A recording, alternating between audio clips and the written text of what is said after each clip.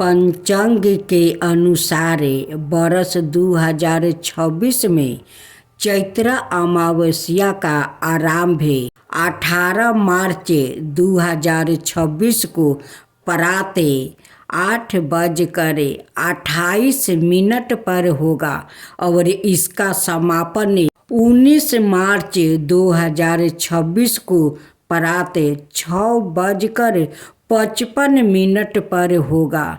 हिंदू धर्म में उदय तिथि का महत्व है, इसलिए चैत्र अमावस्या 19 मार्च को मनाई जाएगी।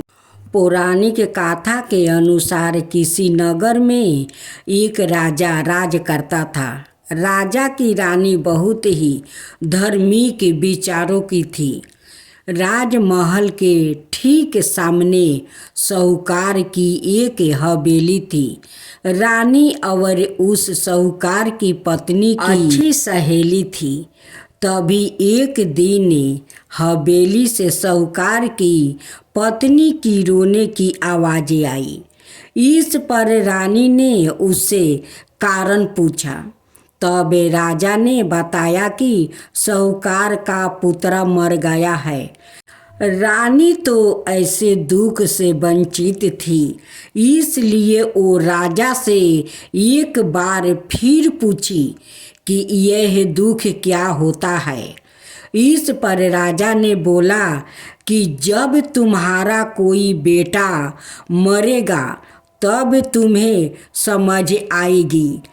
ऐसा सुनकर तुरंत रानी ने अपने बेटे को छत से वो नीचे फेंक दिया, पर भगवान की कृपा से उससे कुछ नहीं हुआ। रानी ने फिर पूछा कि दुख क्या होता है। तब राजा ने रानी को जवाब देते हुए कहा कि जब पड़ोसी राजा में युद्ध होगा और मैं उस युद्ध में अकेला जाऊंगा, इसके बाद जब तुम्हें मेरे मरने का समाचार सुनोगी तब तुम्हें पता चलेगा। हालांकि रानी अमावस्या व्रत करती थी, जिस वजह से राजा युद्ध जीत कर वापस आ जाते हैं। रानी फिर से सवाल करती है। तब इसके बाद राजा ने कहा कि जब हम गंगा माँ के दर्शन को जाएंगे तब मैं वहाँ गंगा नदी में कूद जाऊँगा, फिर तुम्हें पता चलेगा कि दुख क्या होता है। उधर भगवान शंकर कैलाश पर्वत पर बैठकर सब कुछ देख रहे थे और माता पार्वती से कहते हैं कि आओ मैं तुम्हें सुखी आत्मा के दर्शन कराता हूँ। इसके बाद भगवान शिव बकरे और माता पार्वती ने बकरी का रूप धारण करके एक बाउली के पास घास चरने लगी। रानी ने उस बाउली को देखकर कही कि हम यही विश्राम करेंगे। इस दौरान रानी ने महादेव और माता पार्वती की सारी बातें सुन लिया, जिसमें महादेव और माता पार्वती आपस में बातें कर रहे होते हैं कि रानी ने अमावस्या का व्रत किया है, इसलिए उसे इस जन्म में कोई दुख नहीं मिलेगा। सारी बातें सुनकर रानी को सब कुछ समझ में आ गई। फिर उसने राजा को सब कुछ बता दी। ऐसा माना जाता है कि अमावस्या व्रत रखने से इंसान के सभी संकट दूर हो जाते हैं। अब दूसरी कथा स्वामी विवेकानंद के गुरु रामकृष्ण परमहंस से जुड़ा किस्सा है। एक दिन परमहंस जी अपने आश्रम में शिष्यों के साथ बैठे थे। एक शिष्य के मन में एक सवाल आया सीसा ने बिन मारता से पूछा कि गुरुदेव, लोग अपनी इच्छाओं को पूरा करने के लिए दिन रात मेहनत करते हैं। कोई धन चाहता है तो कोई नाम चाहता है, कोई सुख सुविधा चाहता है। इन चीज़ों को पाने के लिए लोग बहुत एक गरहा होकर काम करते हैं, लेकिन भगवान की भक्ति में वैसे ही एक गर्ता क्यों नहीं बन पाती है। राम कृष्णा परमहंस बोले कि इसका कारण अज्ञानता है। लोग समझते नहीं कि असली सुख कहाँ है, इसलिए उनका मन भगवान में नहीं बल्कि संसार की चीज़ों में वो लगा रहता है। शिष्यों ने फिर पूछा कि गुरुदेव, ज्ञानता कैसे दूर होगी। राम कृष्णा परमहंस ने पास बैठे बच्चों की ओर इशारा करते हुए एक उदाहरण दिया। उन्होंने कहा कि देखो, एक छोटा बच्चा जब नया खिलौना पाता है तो वह उसमें इतना खो जाता है कि उसे अपनी माँ की याद भी नहीं आती। वह घंटों उसी खिलौने से खेलता रहता है। उस समय उसे दुनिया की कोई और चीज़ दिखाई नहीं देती। शीशा ध्यान से सुन रहा था। परमहंस जी ने आगे कहा कि लेकिन जब वह खिलौना टूट जाता है या उसे खेल कर उसका मन भर जाता है, तब उसे अपनी माँ की याद आती है। वो रोते हुए अपनी माँ के पास दौड़ता है। शीशा ने सिर हिलाया। राम कृष्णा परमहंस बोले कि ठीक है, यही स्थिति इंसानों की भी है। संसार की चीज़ों भी खिलौना जैसी है। धन सुख सुविधा नाम पद या सब अस्थाई है, लेकिन इंसान इन चीज़ों में इतना उलझ जाता है कि उसे भगवान की याद ही नहीं आती। जब तक मन इन इच्छाओं और भोग विलास के खिलौनों में फंसा रहता है, तब तक भक्ति में एक गर्ता नहीं बनती। जब व्याकृत समझ जाता है कि इन चीज़ों से सच्चा सुख नहीं है, तब उसका मन भगवान की ओर जाता है। परमहंस की बातें सुन रहे थे। सभी शिष्यों ने तय किया कि वह अपनी इच्छाओं को कम करेगा और भगवान की भक्ति में मन लगाएंगे। राम कृष्णा परमहंस ने कहा कि जिस दिन मन खिलौनों से हटकर भगवान में लग जाएगा, उसी दिन सच्ची शांति मिल जाएगी। इस कहानी से हमें जीवन को सही दिशा में चलने की सीख मिलती है। एक गरीब ब्राह्मण परिवार था। उस परिवार में पति पत्नी के अलावा एक पुत्री भी थी। वह पुत्री धीरे धीरे वो बड़ी होने लगी।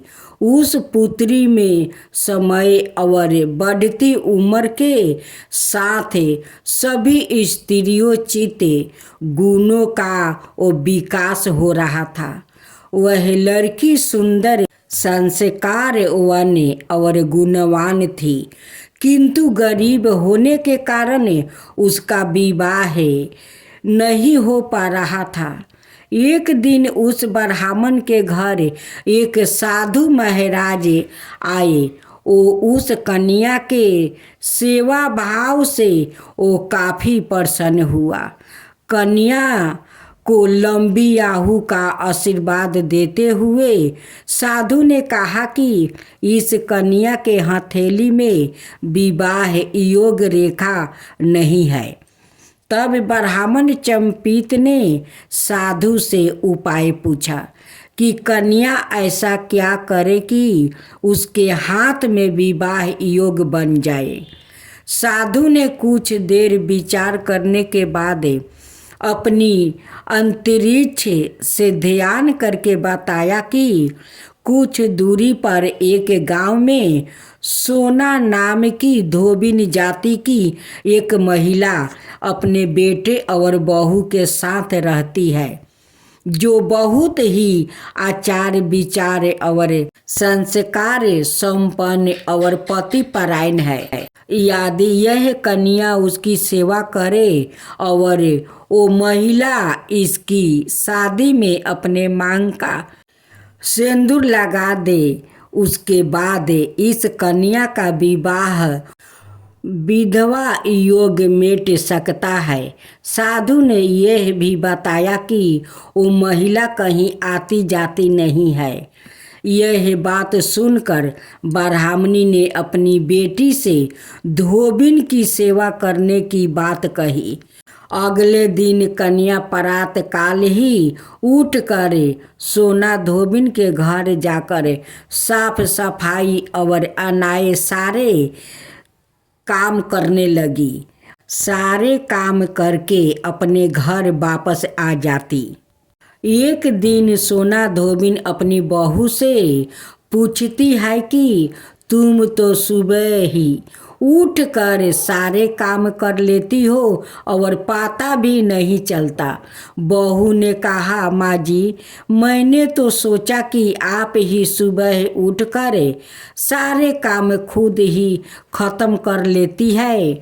मैं तो देर से उठती हूँ। इस पर दोनों सास बहू निगरानी करने लगी कि कौन है जो सुबह ही घर का सारा काम करके वो चला जाता है। कई दिनों के बाद धोबिन ने देखा कि एक कन्या मुंह ढके हुए अंधेरे घर में आती है और सारे काम करने के बाद चली जाती है। जब वह जाने लगी तो सोना धोबिन उनके पैरों पर वो गिर पड़ी। पूछने लगी कि आप कौन हैं और इस तरह छुप कर मेरे घर की सारे काम क्यों करती है। तब कन्या ने साधु द्वारा कही गई सारी बात बताई। सोना धोबिन पति परायण थी, उसमें तेज था, वह तैयार हो गई। सोना धोबिन के पति बीमार था। उसने अपनी बहू से अपने लौट आने तक घर पर ही रहने को कहा। सोना धोबिन ने जैसे ही अपने मांग का सिंदूर उस कन्या की मांग में लगाई, उसका पति मर गया। उसे इस बात का पता चल गया। वह घर से निर्जला ही चली थी, यह सोचकर कि रास्ते में कहीं पीपल का पेड़ मिलेगा तो उसे भौंरी देकर और उसकी परिक्रमा करके ही वो जल ग्रहण करेगी। उस दिन अमावस्या थी। ब्राह्मण के घर मिले पुए पकवान की जगह है उसने ईंट के टुकड़ों से 108 बार भौंरी देकर 108 बार पीपल के पेड़ की परिक्रमा की और उसके बाद जल ग्रहण किया। ऐसे करते ही उसके पति के मुर्दा शरीर में वापस जान आ गई। धोबिन का पति वापस जीवित हो उठा। इसलिए अमावस्या के दिन से शुरू करके जो व्याकृत हर अमावस्या के दिन भौंरी देता है, उसके सुख और सौभाग्य में वो वृद्धि होती है। पीपल के पेड़ में सभी देवों का वास होता है। अत जो व्याकृत हर अमावस्या को ना कर सके, वह सोमवार को पड़ने वाली अमावस्या के दिन 108 वस्तुओं की भौरी देकर सोना धोबिन और गौरी गणेश का पूजन करता है, उसे अखंड सौभाग्य की प्राप्ति होती है। अब काली माता की आरती। जय जय जय काली माँ, जय जय जय महाकाली, जय जय जय काली माँ, जय जय जय महाकाली। दुख हरने वाली, सुखी की देने वाली, दुख हरने वाली, सुखी की देने वाली। शुभ न शुभ को तूने मारा, चंडमुंड के अंत सहारा। काली रूप है तेज तुम्हारा, काली रूप है तेज तुम्हारा। भक्तन करे जो तारन तुम्हारा, जो भी माँ को शीश नवाता, जो भी माँ को शीश नवाता। काली कृपा से सुखी पाता, घंटा शंख बाजे अपारा। आरती माँ की करो हम सारा, जय जय जय काली माँ, जय जय जय महाकाली। दुख हरने वाली, सुखी की देने वाली, जय जय काली माँ, जय जय महाकाली। दुख हरने वाली, सुखी की देने वाली, जय जय जय काली माँ, जय जय जय महाकाली।